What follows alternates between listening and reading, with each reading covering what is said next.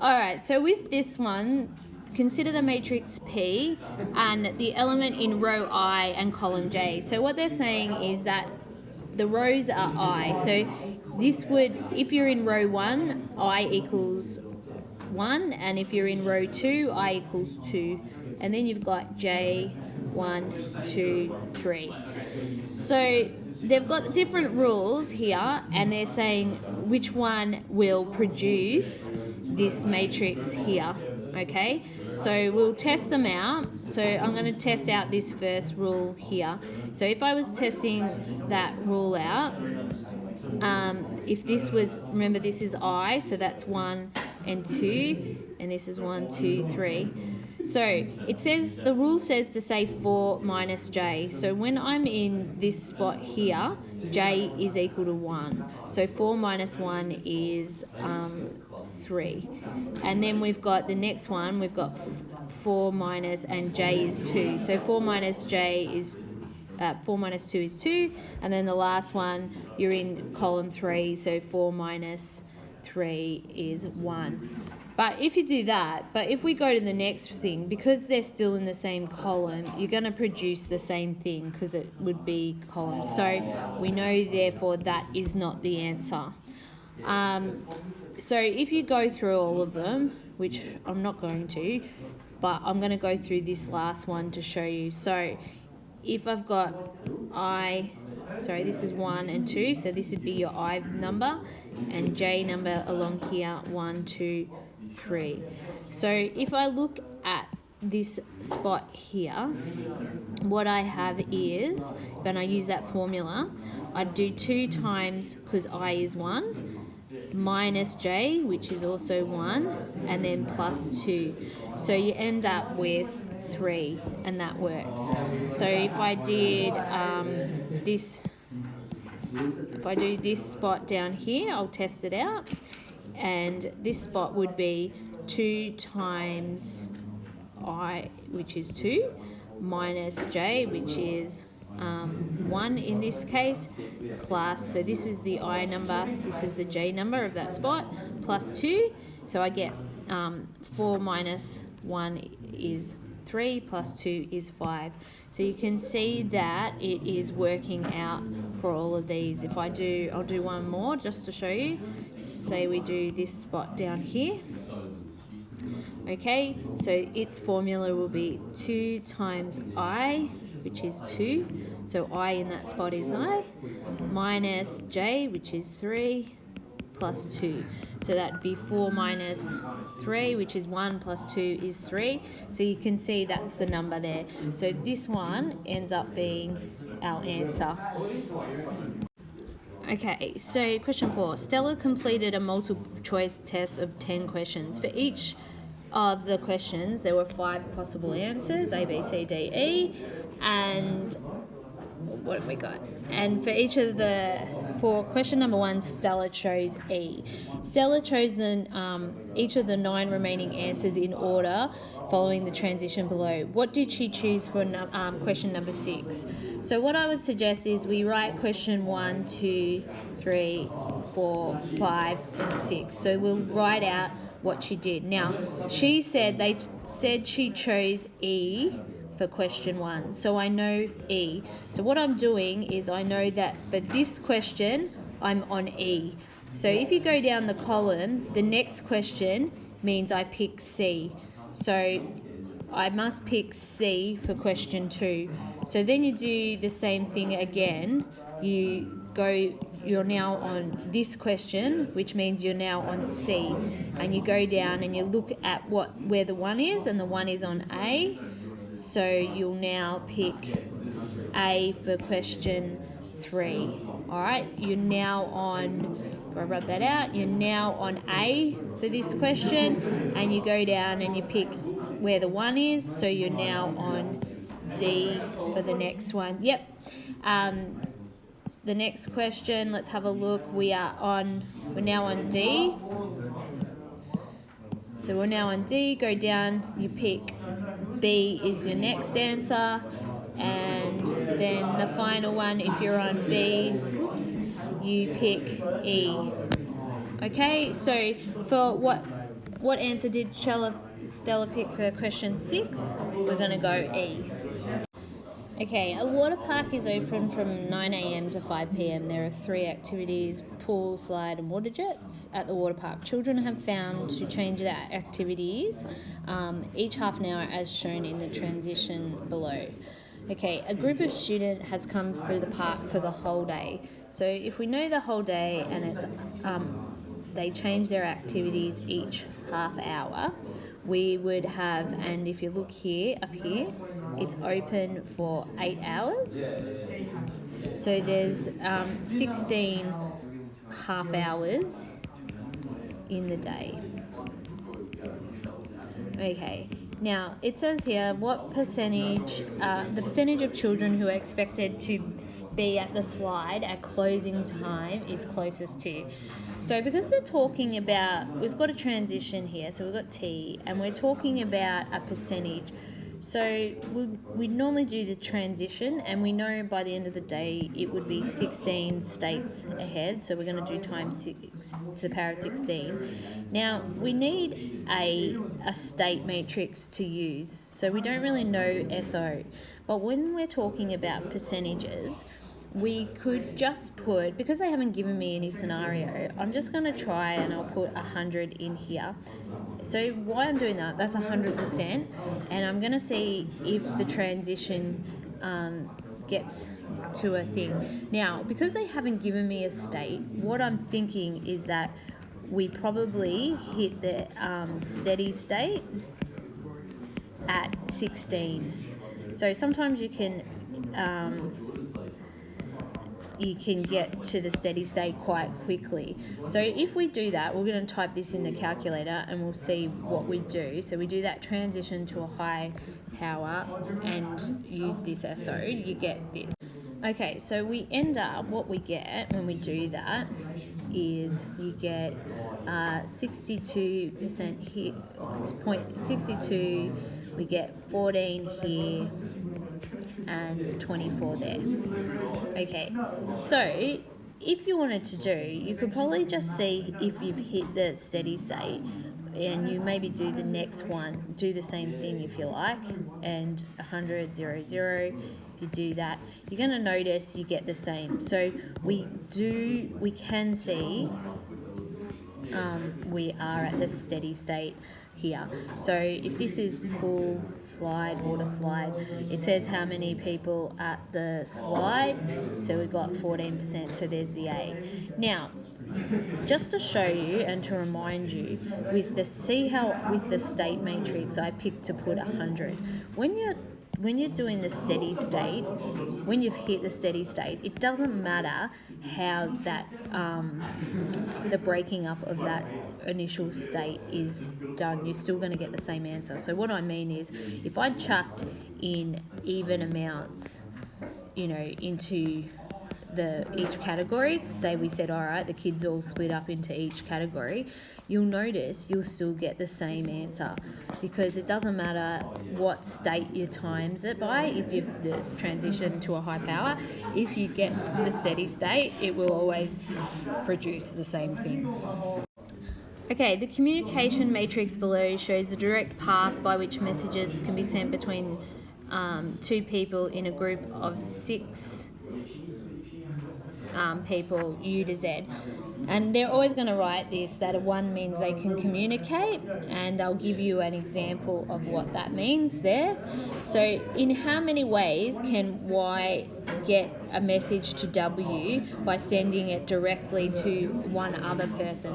So this really, what this is saying, this is a way, when it says using another person, that's asking how many, it's really asking how many 2-step communications there are. 2-step communications between Y and W. So what you could do, this is your communication matrix. You could do the communication square and you'll get the thing, and what you'd be looking for is the number between Y and say W, so you'll be looking for that number and what it says there. So let's do that. Okay, so when I pop that in this spot, I get 0. So there's no two-step communications between Y and W. Okay, the airline parks its planes at the airline parks at all its planes are either at Sydney or Melbourne Airport overnight. The transition diagram below shows the changes from night to night. There are always M planes parked at Melbourne Airport. So here we've got Melbourne here, and there are always S planes parked at Sydney.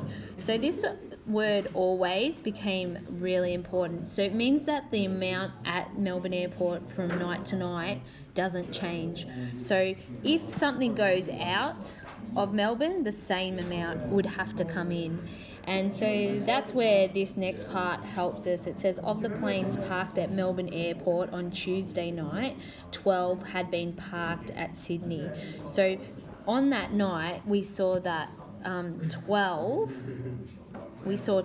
go out of Sydney and come into Melbourne. So because the number doesn't change, you could say now, so you know 12. Now, using this transition here, we know that 0.48 times the Sydney amount equals 12. Okay, so you could find S by doing 12 divided by 0.48. So we get S to be 25.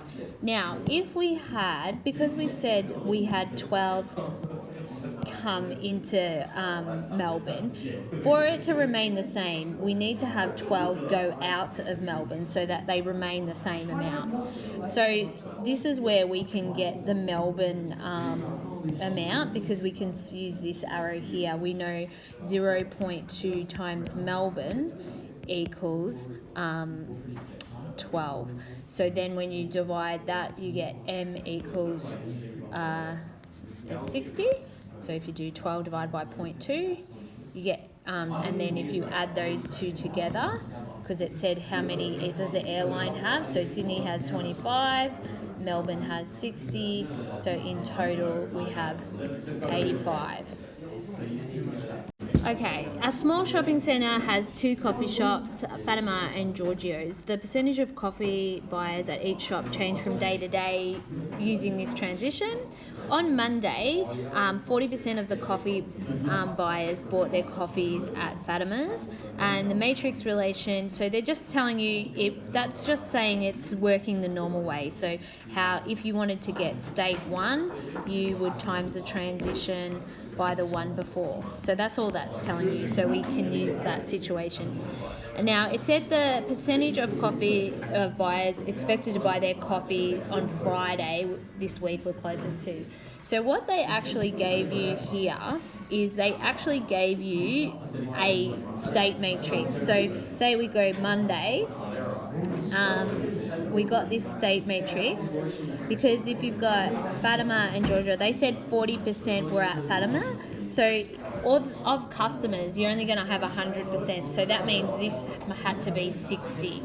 So if Monday was, say we call that SO, and we've got Tuesday, Wednesday, Thursday, Friday, so this would be S1, S2, S3, S4. So if we were trying to find Friday, that will be S4. And remember, we can do the transition to the power of 4 times SO. So we could do the transition to the power of 4 times Mondays, which was 40 and 60. And we'll get an answer. Okay, in this question, the table below shows information about matrix A, B, and C. So we've got their orders there. The transpose of matrix A is written as AT. So we've already sort of learnt that in our notes. So what transpose means is that you change the rows and columns around. So change rows and columns. So if I went to add another, say, column, so where I call it the matrix say AT, what I know about this order is it's the opposite way around, 4T. 4 times 2, sorry. And so B transpose will be a 3 times 2, and C transpose will be a 4 by 3. Okay, so what is the order of the product? And product's just another word for multiplication. So product of CT times AT times BT transpose. Okay, so just like with your bod mass, the first thing you've got to do is the brackets. So you got to think like that was getting multiplied first. So if I had, so I'm going to have matrix T multiplied by matrix B. So let's pop the orders underneath. So a matrix T order is a 4 by 2, and B's order is a 2 by 3. So if I multiplied them together and say, I might call my answer that, we can work it out. We know that it's possible, that it's defined, and we know we're going to end up with a 4 by 3. All right, so we now have this bit. We know that inside the bracket was a 4 by 3. But they then want me, if you look here, to transpose that. So I want to transpose this matrix. So that means that matrix becomes a 3 by 4 now. Okay, so now I have a 3 by 4 matrix, and I'm going to multiply it with the C matrix transpose, which is up here, and that's a 4 by 3. And we can see that that's possible and it's defined, and we're going to end up with a 4 by 4, and that's how we get that answer. Okay, consider the matrix recurrence relation below. So we can see that how we get the next one by using the one before. Okay, and it says the matrix T is a regular transition matrix. So what you should be starting to think about, if it's a regular transition, think of facts that you know about transition matrix. And we know that they're square, and we know the columns always add up to 1. Add to 1. So this has to add up to 1, this has to add up to 1, and this has to add up to 1. So given the following information, so they've given me S1 as well, which of the following is true? So you can see that they're asking me about the letters that are unknown in this transition. So I can see that these letters in here are unknown. Now I can work out a few of them. So I can work out J, because I know they have to add up to 1. This 0.2, 0.4 is already 0.6. So that's already 0.6. So that makes J equals 0.4, so that it would add up to 1. So I might write that here, J equals 0.4. And I can also do that for the M1 as well, because these all have to add up to 1. 0.3 plus 0.2 is 0.5, so M must equal 0.5. So I've got that one, so that it would add up to 1. Now here I have, I've got a few that are still in this column. In this last column, I've got 2 I don't know. So I can't really say add them up. But what I do know here is I do have S1. And so what you've got to do is think about how you would have found S1. If you were trying to use the formulas to find S1, we would have gone the transition using this times the one before. So here, if we had the transition, I'm just going to write this out. Now I'm going to write out what I do know. So I know it's 0.4 now, because I know I've worked that one out. And I know that M is 0.5, so I'm going to pop that in here. And I'll still leave L there, 0.3 and M. And I know if I times it by SO, which is 30, 20, 40, they gave me that, it equals this S1. So that's SO, and it'll give me the S1 they gave me, 42, 28, and 20. So what you can do is you can rely on your manual multiplication, knowing how that's done. So we know when you do manual multiplication, you go row by column, and that's row 1, column 1, and that will give you this answer. So you sort of end up setting up a simultaneous equation, because when you do matrix multiplication, it'll be the 0.4 times the first number plus the 0.3 times the second number, which is 20, plus L times 40, and we know that it equals 42. And once you've got that, this is actually an equation with just one unknown. So you can always pop that into your calculator and so solve comma L and get the answer. Okay, so I end up with L equals 0.6. So now I know that this is 0.6. So L is 0.6. And these have to add up to 1. So we know that N equals 0.1 as well. So now you can look at these few statements. And so if you look at this first one here, M is greater than L, well, you can just put that in and see if that's a true statement.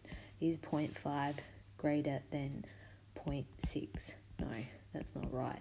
And then once you have all the numbers, you can work them all out. So they're saying the answer is down here, EL equals M plus N. Well, we know L is 0.6, and we know M is 0.5, and N is 0.1. So that is a true statement. They both equal 0.6. So that's how we end up with this. You can check the others, but they're all right.